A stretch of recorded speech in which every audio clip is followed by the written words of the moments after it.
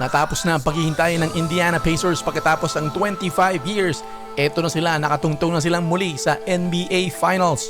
Nakuha ni Pascal Siakam ang Eastern Conference Finals MVP. Pero hati ang mga fans. Deserve ba ni Pascal na nakawan ba si Tyrese Haliburton? Nakatungtong na ang Indiana Pacers sa NBA Finals after 25 years mga kabasketball.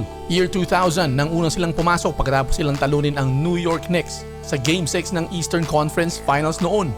Dinomina ng Pacers ang seryeng ito. Pinakita nila ang kanilang resilience sa Game 1 comeback at mula noon ay parang hindi na nakarecover ang Knicks dun sa heartbreak loss na yon sa kanilang home floor.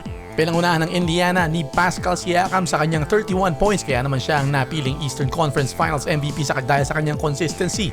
At si Tyrese Haliburton, 21 points, 13 assists. Pero ang pinaka-diferensya sa larong ito mga kabasketball ay ang depth ng Pacers sa kanilang bench. Na-outscore ng Pacers ang bench ng Knicks 38-18 na pinangunahan din na Obi Toppin, TJ McConnell at ang sentro ng si Thomas Bryant na pumupukol ng tres kanina 3 out of 5 mula sa corner 3. 17 3-pointers ang napasok ng Indiana Pacers habang siyam lang para sa Knicks. At bukod doon may 18 turnovers pa ang Knicks. Makakaharap ng Pacers ang kanilang pinakamalaking pagsubok sa NBA Finals, ang best defensive team na OKC Thunder. Tinanghal na Eastern Conference Finals MVP itong si Pascal Siakam. Pero hati ang NBA fans dahil maraming nag-aakala na si Tyrese Haliburton ang mabibigyan ng award. Nanakawan nga ba si Tyrese? Siyam ang bumoto, 5 para kay Pascal at 4 para kay Tyrese. Isang boto lang nagkatalo.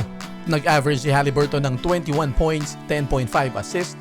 At kasama ang mga clutch moments sa Game 1 comeback nila sa monster 32-point triple-double niya sa Game 4. Habang si Pascal Siakam naman ay consistent ang scoring. Kasama dyan ang 31 points kanina sa Game 6 clincher at may series average na 25 points per game.